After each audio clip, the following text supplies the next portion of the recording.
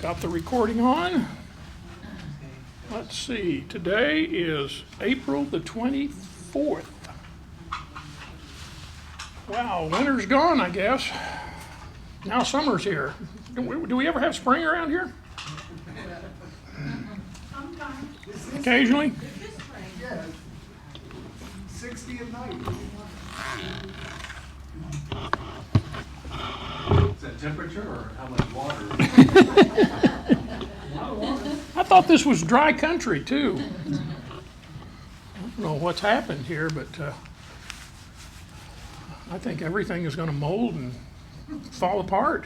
Big Travis is 105%. 105.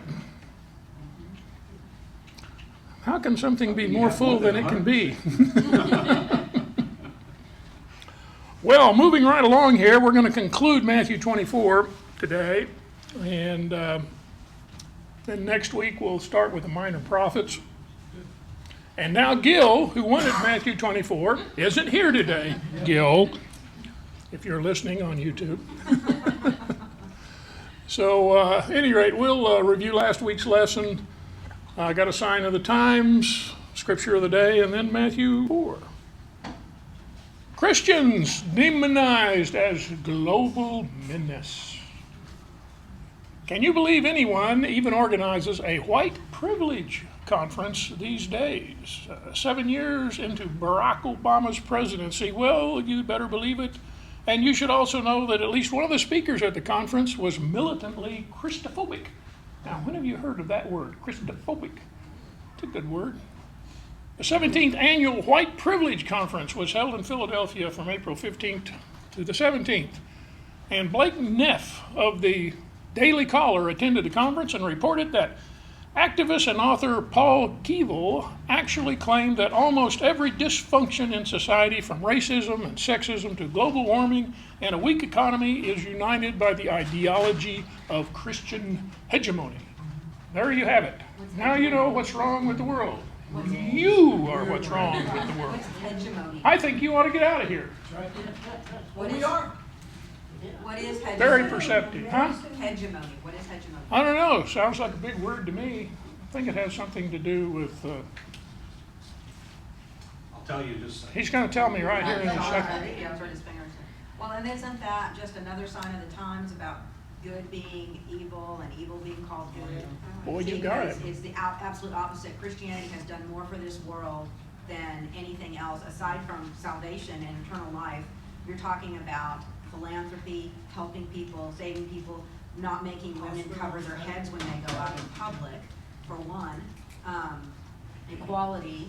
I mean, you can truly, you could say Jesus was the first feminist. This is funny, Here. because hegemony is leadership or dominance, especially by one country or social group over others. How in this current age is Christianity dominant? No. Well, I mean- it's constricting remarkably in almost every venue that you could name. And as our influence declines, what's happening to the world? It's going down the porcelain facility here. So, yeah, very interesting word. Glad you looked that up. But it's certainly a sign of the times. Christianity is the bad guy, even though our country, you think about it, we have a charter, basically, from God. We are fulfilling the notion that is recorded in Jeremiah, which says that Israel will be a hammer by which God pounds the nations.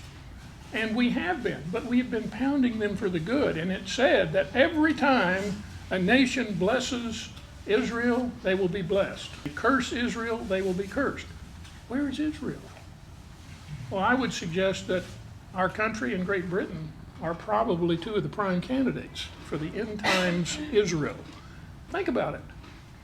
Every time the United States has been blessed by a country, what's happened? I bring to you Japan.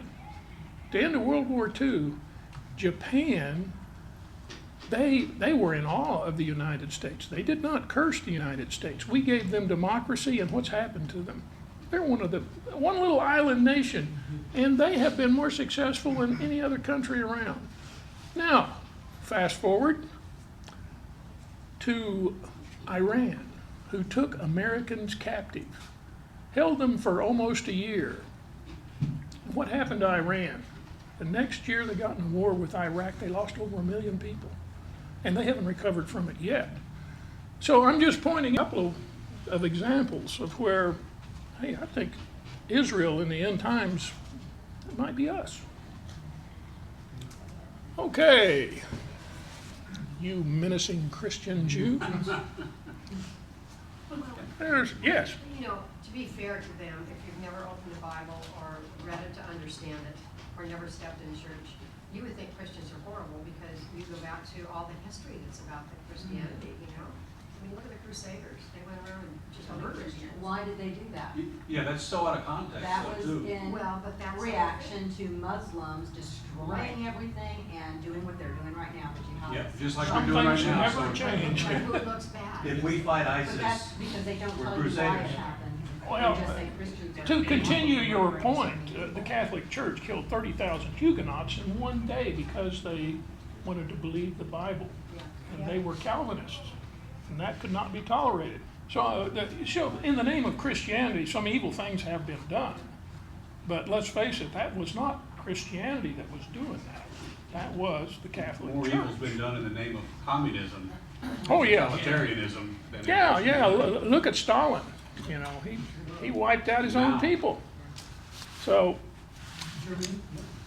moving right along here, Zechariah 14.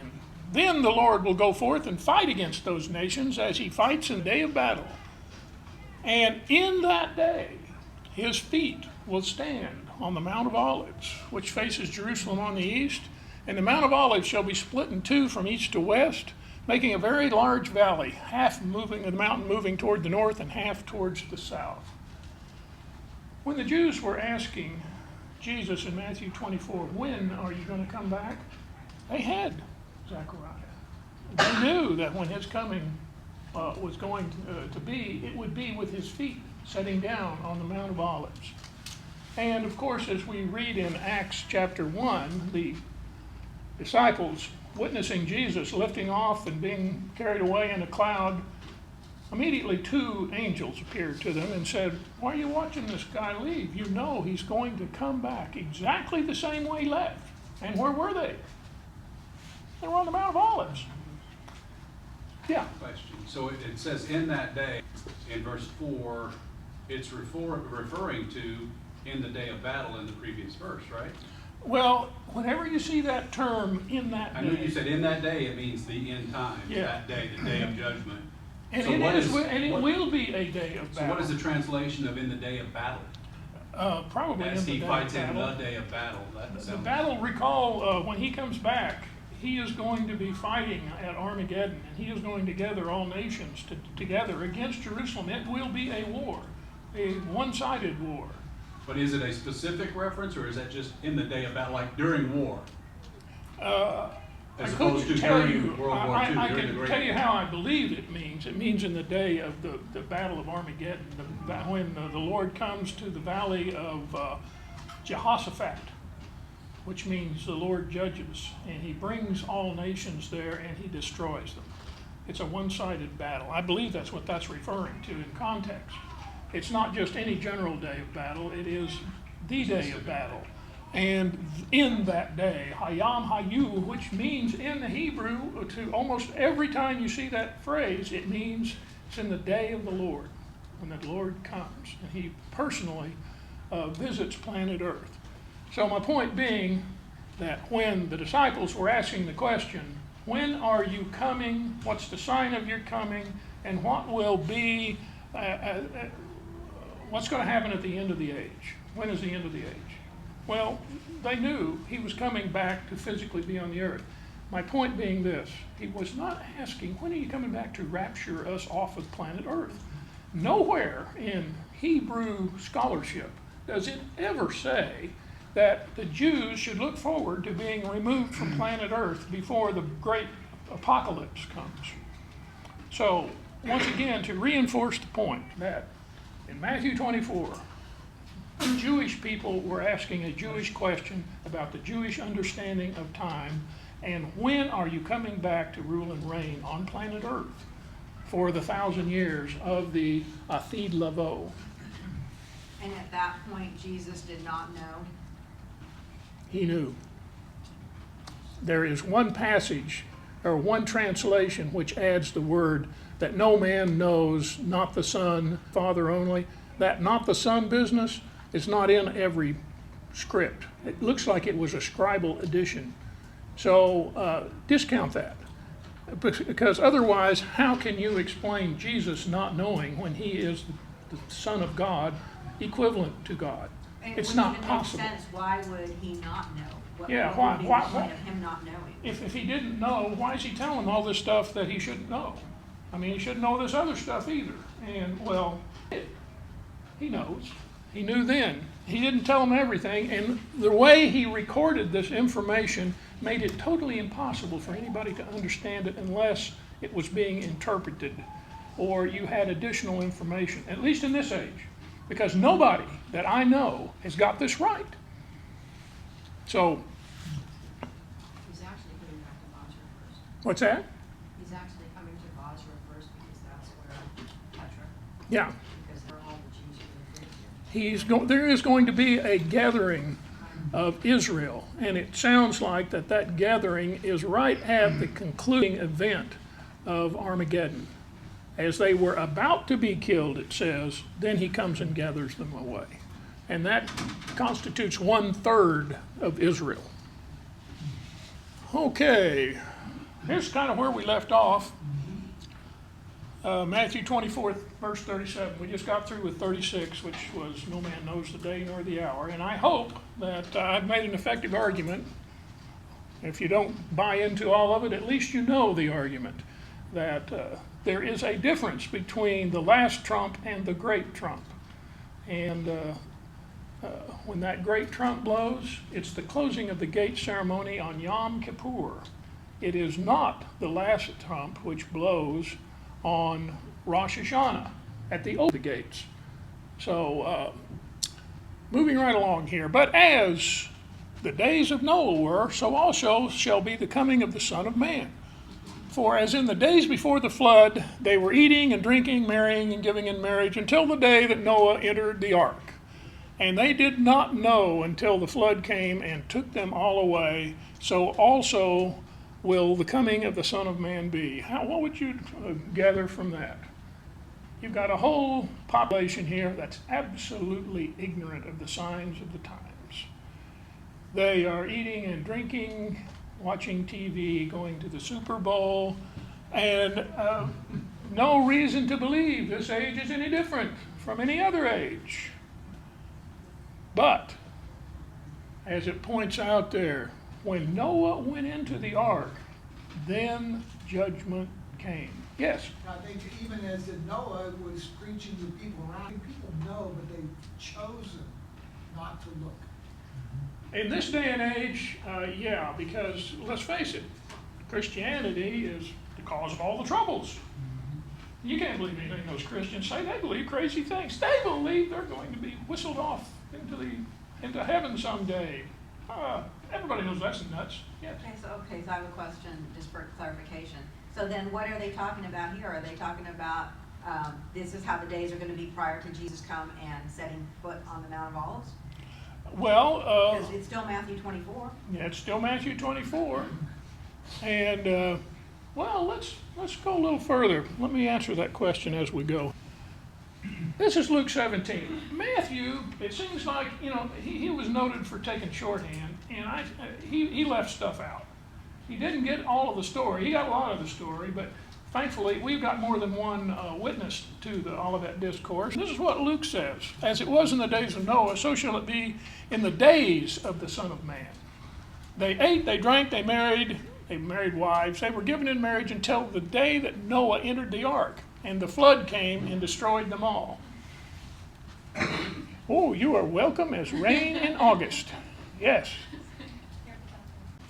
I'm sorry, anybody that comes to my class has to stay at least 15 minutes. 15 minutes worth. Or be banned forever. Well, the rest of the story Likewise, as it was also in the days of Lot. They ate, they drank, they bought, they sold, they planted, and they built, and then on the day that Lot went out of Sodom, it rained fire and brimstone from heaven and destroyed them all. Even so, it will be in the day when the Son of Man is revealed. Now, that period, day, remember, in the Hebrew, the word day is yom. How long is a yom? Well, a yom can be 24 hours. It can also be an indeterminate time. It can be an epoch. Because as it, in the creation story, it said on the first day, God created such and such. The word was yom.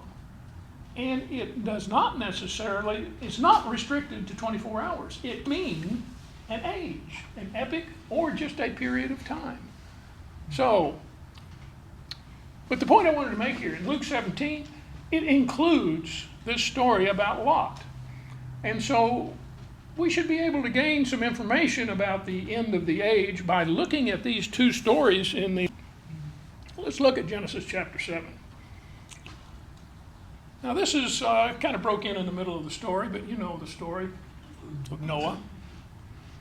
He was a man, apparently the only righteous man in the whole country.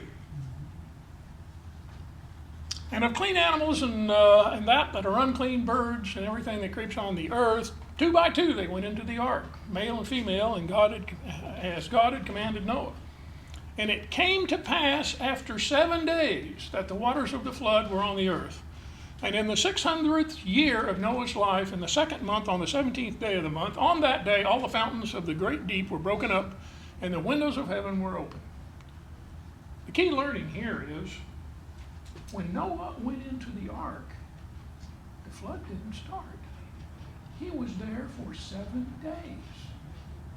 Then the floods came and wiped them all out. Well, God doesn't do anything just by random chance or by accident. Everything in the scripture has usually more than one meaning. 7 days that Noah was in the ark before the catastrophe hit, I think perfectly parallels the 7 years of the tribulation, and that those 7 years we are hidden away in an ark of safety. And that ark, of course, is Jesus.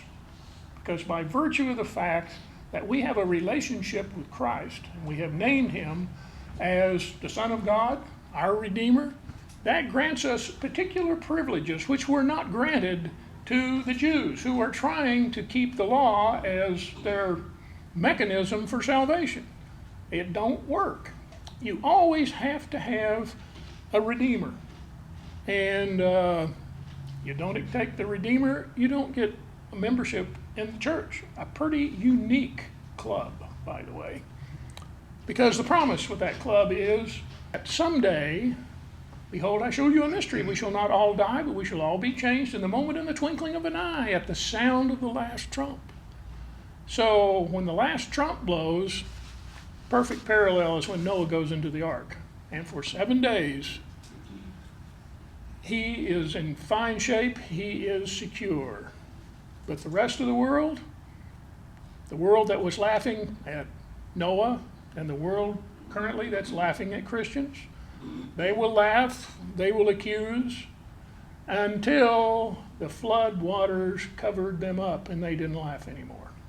And basically that's what this world has to look forward to. It is right upon us. And if God does not pass his judgment on this world, as Billy Graham has once said, he owes an apology to Sodom and Gomorrah. Yeah. Because we are a whole lot worse than Sodom and Gomorrah. Digital stuff. We can bring the evil right home with us if we want. So my point is, nothing ever happens in the scripture that's recorded that doesn't have a reason. The 7 days, I believe, are a parallel of the 7 years of tribulation. The 600th year of Noah's life corresponds to the 6,000 years of the Olam Hazeh.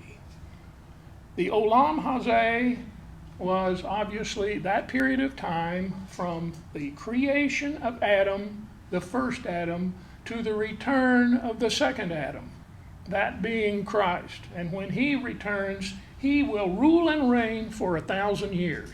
He'll show you how this planet really should have been run, because he's left it up to us to run the planet. And we have done a fine job with it, have we not? We have politicians that run the world.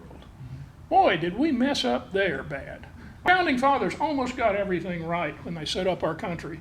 The one assumption that they made, which they should not have made, was that this country would always be run and populated by Christians. What happened? Well, if you think Christians are running this country today, get to me, come visit with me after the lesson. Let me show you some stuff. So, yes. Is any significance to him saying the second month and the 17th day of the month? Is that a... It's very significant. I just don't know what it is. It's important, because I'm just wondering, that wasn't Rosh That's pretty Hashanah specific. then. No, it wasn't Rosh Hashanah, and I actually looked that up because I thought there's got to be something there, because you see, the flood was upon the earth for 5 months, from the second month and the 17th day to the 7th month and the 17th day. So what does that all mean? I don't know, but I'm sure that it means something. But one of the things you can glean from that is that period of time is 150 days. And that 150 days is 5 30-day months, which implies that the months back in Noah's time were 30 days long. And that means that a year was 360 days long, not 365.242. So,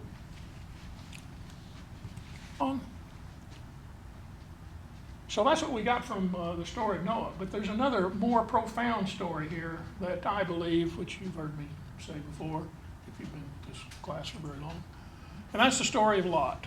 And if you turn to Genesis 18 and verse 20, it says, "And the Lord said, because the outcry against Sodom and Gomorrah is great, and because their sin is very grave, I will go down to see whether they have done altogether according to the outcry against it that has come to me, and if not, I will know."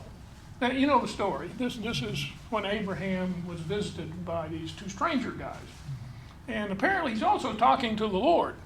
But he says, and then the men turned away and went towards Sodom, but Abraham stood before the Lord. So we got the Lord here, and we got the other guys. I think there were 2 of them at least. And Abraham came near and said, he was talking to the Lord, "Would you also destroy the righteous with the wicked?" Well, you know the story. Lot was in Sodom or Gomorrah or one of the places. And when Abraham heard that these angels were going there to destroy Sodom and Gomorrah, he's thinking, Lot's going to get destroyed. And so his question was to the Lord in a very obtuse fashion, would you destroy the righteous with the wicked? Well, the answer to that story wasn't forthcoming. But, you know, being a Jewish guy, he's trying to Jew them down. Suppose there were 50 righteous in the city. Would you also destroy the place and spare it for the 50 righteous that were in it? Well, you know the story. Start out with 50. Well, let's negotiate down. What about 40? Well, what about 30? Well, what if we can find 10 there? Would you destroy it for 10? And he said, well, I will not destroy it if you can find 10. What's the problem? Couldn't find 10. So, the Lord went on his way. As soon as he is finished speaking with Abraham, and Abraham returned to his place, Abraham was sad because he thought, by virtue of his inability to convince the Lord to spare the cities, he had just cost Lot and his family their lives. Because it wasn't like today when you get on your cell phone, call Lot down there in Sodom and Gomorrah and say, hey, Lot, you need to get out. I mean, you had to walk over there. He was not going to beat those angels. So he gave up. He was obviously distraught. Now, moving on in Genesis 19, it says, Then the men said to Lot, after they, the story, they showed up, they saw Lot. The people of the city wanted to have homosexual relations with these two men. I mean, that's how bad it was. And, they blinded them. So they couldn't find the door to Lot's house. And then the men said to Lot, have you anyone else here, son-in-law, your sons, your daughters, whomever you have in the city? Take them and get here. Get out of this place, for we will destroy this place, because the outcry against them has grown great before the face of the Lord, and the Lord has sent us to destroy it. So Lot went out and spoke to the sons-in-law who had married his daughters and saying, get up and get out of this place, for the Lord is going to destroy the city. But his son-in-law seemed to think he was joking. Oh, you got to be nuts. How can he destroy this place?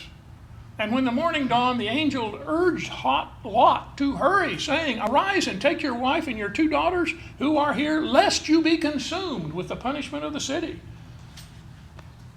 Apparently he won the argument. So it came to pass, when they had brought them outside, that he said, escape for your life. Do not look behind you, nor stay anywhere in the plain. Escape to the mountains, lest you be destroyed. See now, this city is near enough to flee to, and it is a little one. Please let me escape there. It is not a little one, for my soul shall live. That little one, little city is Zoar. And he said to him, see, I have favored you concerning this thing also, and I will not overthrow this city which you have spoken. And the word in the Hebrew is Zoar. Hurry then and escape there, for I cannot do anything until you arrive there. Therefore the name of the city was called Zoar. And the sun had risen upon the earth when Lot entered Zoar, and then the Lord rained brimstone and fire upon Sodom and Gomorrah from the Lord out of the heavens. What was the answer to the question, will you destroy the righteous along with the wicked? We didn't get the answer until now. Not only would he not destroy the righteous along with the wicked, the angels were bound to do nothing until Lot got out of there. So what does that tell you? Well, it tells you that, no, he will not destroy the righteous along with the wicked. Until the righteous are removed, the unrighteous are not going to be destroyed. But the corollary to that is, when the righteous are removed, then the unrighteous will be destroyed. Now, I saw an article on, I guess it was National Geographic, about they call it a planisphere. It's a piece of clay, and in it, it had the stars, and it had a line cut through it, and you could tell from where the line was that what these were astronomers in ancient times, and they had seen a meteorite come over the horizon and head off into the distance, and they made note of it on this, call it a planisphere. But it showed the line of the meteor and the location of the planets and everything, and from that they could conclude that sometime about the time of Lot, that there was a giant meteor that came over Iraq and was aimed basically at Sodom and Gomorrah. And there are those who say, well, angels didn't destroy Sodom. We got hit with a meteor. Well, I wonder who was controlling that meteor, you know? And the location of Sodom and Gomorrah pretty much has been found. And I have a friend, his name's Warren Cheney, and he's been there. And there are at least two cities that you can see. And if the archaeological excavation of the cities showed that they were burned.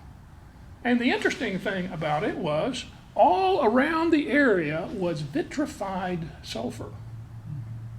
Well, if you know anything about sulfur, sulfur becomes liquid about 300 degrees Fahrenheit. To have vitrified sulfur, that sulfur had to be over 300 degrees. So it looks like what happened to Sodom and Gomorrah was exactly what the Bible said. It got hit with a meteorite of sulfur, and it just burned the whole town. And, you know, you can argue, well, it was just one of those things. Oh, you know, those Jewish guys, they're always trying to make something out of nothing. This was just a cosmic accident. Well, no, it wasn't. This was by design. The learning point, though, here, that I think is the most profound one of the two examples, is the fact that God will not destroy the righteous along with the wicked. Let us hope, because it's going to be exactly as it was in the days of Lot and Noah, as the coming of the Son of Man will be. He will not destroy the righteous along with the wicked. So we have great hope. Example. Okay, so then is it talking about the days after the rapture, before Jesus comes back and puts his feet on there, or is it talking about the rapture? It's talking about the time of the tribulation, which is the time of the wrath of visiting planet Earth. The wrath of God cannot visit planet Earth as long as the church is here. That's the learning that I get from this. And as long as righteous are here, this planet Earth is pretty much protected. When they're gone, and by the way, how does one become righteous? Well, you gotta run out there and find every little old lady that's trying to cross the street, and you gotta help them cross the street. And then you've got to go to you've got to go and help animals out. And so you need to join the ASPCA and go and make all your spare time helping out animals. And then you've got to go downtown and help the homeless people. And you've got to do all of these laws, and you've got to keep the Ten Commandments. And then you've got to keep all the law, and you've got to keep, I mean, it goes on and on and on. By the way, that's not righteousness, that's self-righteousness. And what is self-righteousness in the sight of God?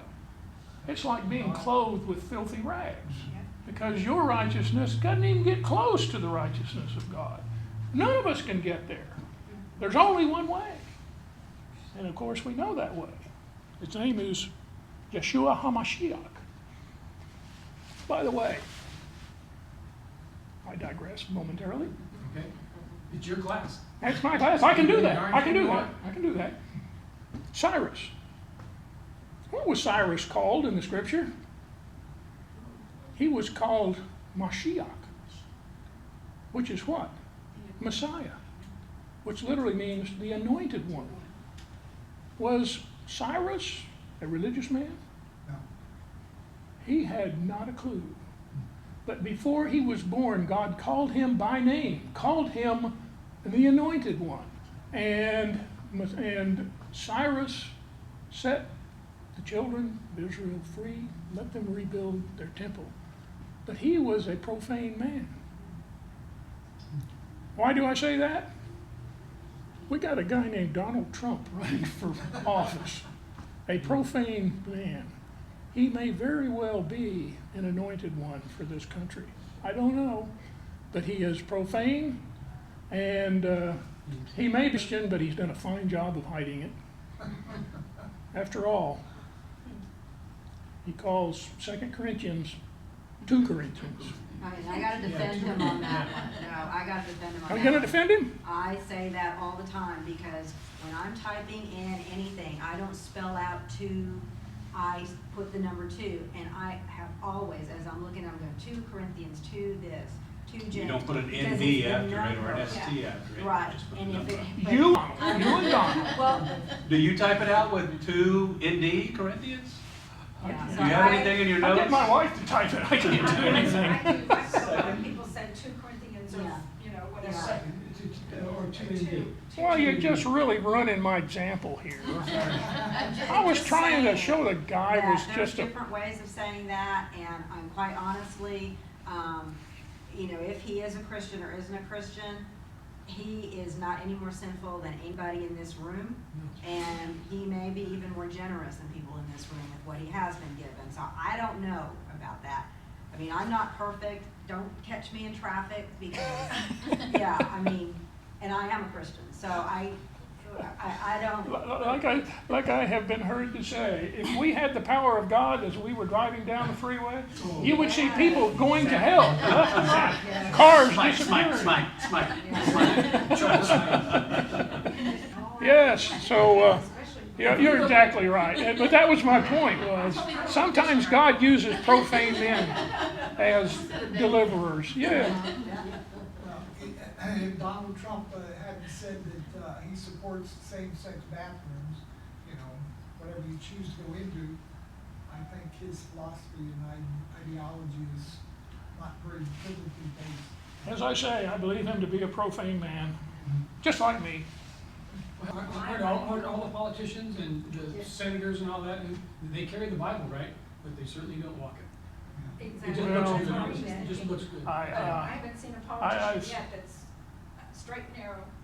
Well, if there's any votes in it, they'll read from it, but if there's not any votes there, they won't. You know what, a church parking lot is where you'll find out who a person really is, and I have to tell you, the church parking lot is one of the last places you wanna be. I see people not parked correctly, they just back out without looking at you, and they're rushing off to go do their thing. It's all about them now, they did their deed, they were in church, they feel all holy, and they go out there, so. I have Church parking accomplished lot my is. task. Well, that's why they're in church. I They have have kept to- the Sabbath holy, even if it's not the Sabbath, I kept it holy. What they're gonna do afterwards. For 2 hours, I kept it holy, now I'm going home to watch my profane TV. Yeah. You watch that profane golf. That profane golf and Gary's gonna run fishing. independent president here. He's gonna- Moving right along, Who's gonna- I lost control of the class again. Sorry. There we go. That's what I get for divesting and diverting. There you go. And it came to pass when God destroyed the cities of the plain that God remembered Abraham and sent Lot out of the midst of the overthrow when he overthrew the cities in which Lot had dwelt. Now, skipping down to Romans chapter 4, for the promise that he would be heir of the world was not to Abraham or his seed through the law, but through the righteousness of faith. We enjoy and are benefactors of the faith of Abraham, because it is by faith that we are saved. Happy is the man who without any works to his credit, who simply puts his faith in the one who acquits the guilty. His faith is accounted as righteousness. That is why I think we need to, from the pulpit, every Sunday, at least some way, emphasize the fact that it's not by your doing good that you're going to get saved. I mean, self-help is a wonderful thing, and there are a lot of people that need help, but the focus of the church should not be to make you prettier or financially sound or keep your marriage together, as much as value as these are. The focus of the church should be to install faith and to fan the flames of faith, because it is by that singular mechanism that we are saved. We move from being lost to being saved by faith. And we, by that faith, are accounted as righteous. So, there's my sermon. Meanwhile, back in Matthew 24, 2 men will be in one field, one will be taken, the other one left. 2 women will be grinding at the mill, one will be taken, the other one left. Watch therefore, for you do not know what hour your Lord is coming. But know this, that if the master of the house had known the hour the thief would come, he would have watched and not allowed his golf clubs to be stolen out of the back of his car. Yeah, there you go. Sorry. I didn't know when the thief was coming. No, you didn't? I kept the garage door open and they stole it out of the back of my car. I do not think it was at home. I think you were at the mall. You went into a walk, you came back, and you didn't know your golf clubs were gone. The car was locked. No, I don't know how they could get in without breaking it. I've seen this happen to other golfers, and I found out that that was an older set, and he wanted to. Oh, sorry. Sorry. I've lost control again. It was not a pleasant experience. Well, meanwhile, back at the ranch, Well, he's kicking me out. That's for sure. I'm on. no more golf for you. So what is he specifically talking about here? You do not know the hour your Lord is coming. Remember, of that day and that hour knoweth no man. It is clearly by the extension of this chapter. The hour is the hour the Lord comes. That is not known. It's not known by the Jews. Why is it not known by the Jews? Well, maybe they didn't study. I mean, but that they know at the end of the whole Amazah is going to come. So why don't they know? Because their calendar's all messed up. They have messed it up because they have assumed that, well, they have assumed that that Adam was created in the year 3760 BC, and he wasn't. And their scholars know that. And if you read Rashi or Rambam or any of those guys, they'll tell you that it wasn't 37 or 30. What'd I say? 37. Yeah, what I said, We need 37. but I already forgot. But at any rate, it was 4000 BC.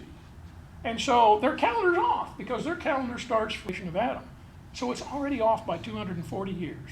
And so if you want to know when the Messiah is going to come, you need to add 240 years onto their calendar, and then you'll at least put yourself in the general vicinity. Okay, and I apologize for, I'm having a really hard time just separating it and grasping what exactly we're talking about. So we're talking about here, he's talking to the Jews, and he's talking that they don't know when he's coming back and setting his feet on the Mount of Olives. This is after the rapture. Correct. During that time. And that's what Because he's saying. remember, They don't know. at this time, there wasn't a church. Right. They didn't even know what a church was. And secondly, if there was a church, the rapture was unknown.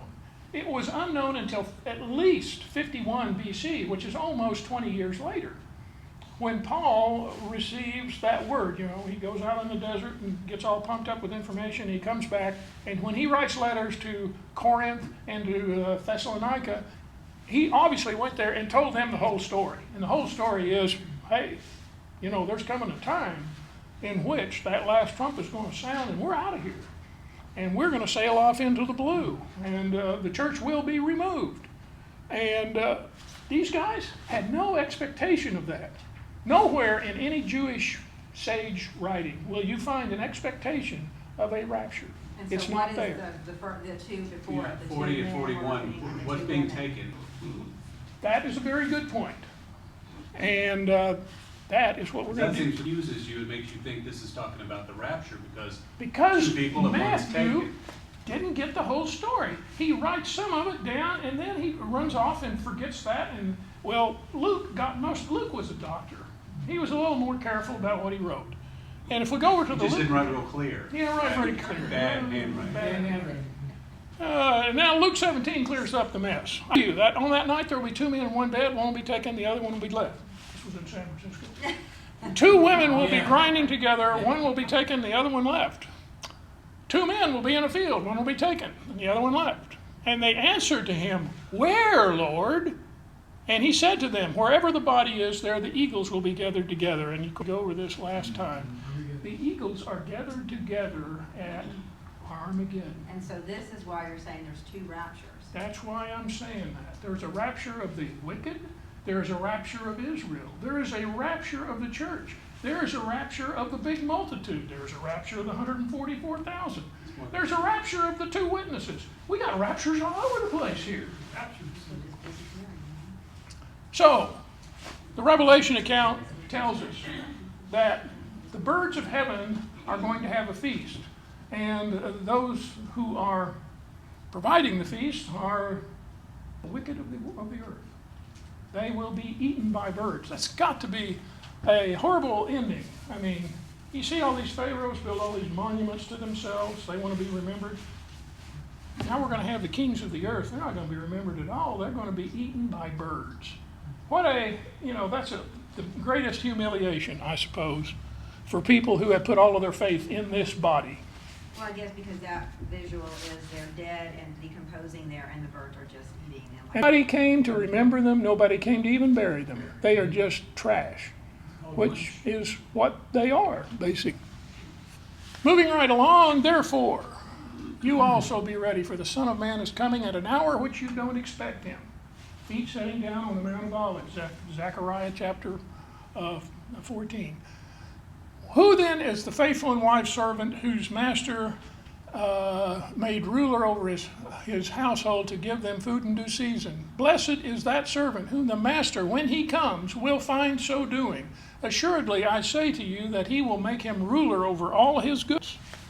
But if that evil servant comes in his heart and says that my master is delaying his coming, and begins to beat his fellow servants and eat and drink the wine with drunkards, The master of that servant will come at a day when he is not looking for him, and in an hour that he is not aware of, and will cut him in two and appoint his portion with the hypocrites, and there will be weeping and gnashing of teeth. The long and the short of it is, those who are going to be ignorant of the coming of the Lord are those who are not aware of him and who have turned their back on him, basically. Those are the object of the ignorance, not of those who know. Because ye, brethren, are not in darkness, that that day should overtake you as a thief.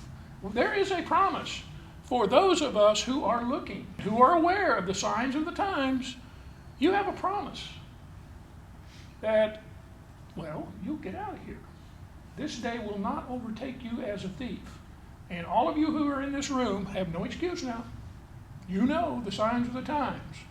You may not agree with all of them, but there's bound to be one or two that have made you suspicious that maybe McPherson isn't totally out to lunch, maybe 90%. There's a 10% that's up for grabs there. So it's the master of that. It's the servant that is not looking for the Lord, to whom the phrase is directed, that they won't know the day nor the hour. Yes, sir. I thought one of the reasons that the Jews didn't believe all this stuff is because in the old times all they had was the Torah.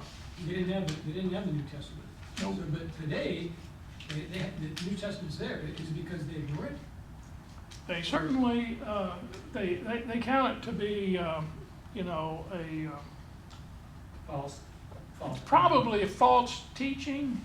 I'm sure a lot of them struggle with it. I know the rabbi back at Sha'ar HaShalom in Webster, it concerned him a lot. And he had a speaker come into his synagogue one, I think it was a Sunday as a matter of fact, because I was there. It could have been a Saturday, it could have been a Shabbat. At any rate, when I was there, this guy came in and he said that there was something about Jesus that he could not quite put his hand on. And he called him Jesus was an what was the word he used? An unmediated, direct experience of God. He came about as close as you could come to saying that Jesus was the Son of God. But he was saying that he did not go through the rabbis, the teachers of the age. He came directly from God. His words were not interpreted through a rabbi. They came directly from God. It was the closest thing I ever heard to somebody saying from the Jewish perspective that Jesus was the Son of God. So it's troubling to the Jewish thinkers. They don't know still quite what to do with Jesus. And Well, we had them at our Overseers in Houston, and we invited that group from that Jewish congregation, and they still walked off and thought that was very nice. well, the rabbi came. The rabbi came to one of ours, but they believe that when Christians take and do a Passover Seder, that they are polluting a Jewish ritual. It would be They don't see Christ. no. They think we have twisted it all out of proportion. Well, but think about it on their part. If you were taught in your culture, your tradition, certain Yeah. thing, and then something came along that, yeah, it sounds really good, but that's going to change my entire religion and way of thinking, you're hesitant. You've got Mormons who received a separate book, and they think that that is another part of their religion. We don't see it that way. We don't see it that way. So they're just looking at things the same way, just human nature. And had I not grown up hearing about Jesus, and I'd grown up in another country, maybe I would also, maybe I would, because I think God calls us, right? And He's got us where He wants us at this point. So I don't, but there's other religions that have a different book that's come to them in a different way, and, Well, when you have grown up your entire life going in one direction, like a Roman named Saul, and you have suddenly come to see the light, and it's so profound that you can't ignore it, you change your whole direction. And unfortunately, most will not change their direction, though they be troubled by it. So, at any rate, let me summarize Matthew 24 for you. Jesus, when he was on Mount of Olives, was answering a question about the Jewish perspective of time and their understanding of end-time events. And those who questioned him had no concept about the rapture of the church, or even if there was a church. And clearly this wasn't revealed until later through the ministries of Paul and others. And the time of not knowing was the time in which the Messiah returns to earth at the end of the tribulation and at the blowing of the great trump, not the last trump. It was the evil slave who was ignorant of his coming, not the righteous. That's a very important point. And of course, even the knowing, every word for knowing in the Matthew 24 account is the Greek word oida, which implies that one who studies may know these times, because that word oida means a knowing based on intuition or obvious perception. It did not use the Greek word gnoskro, which means knowing based on research and study. So even the words leave some room open for a knowing of this event.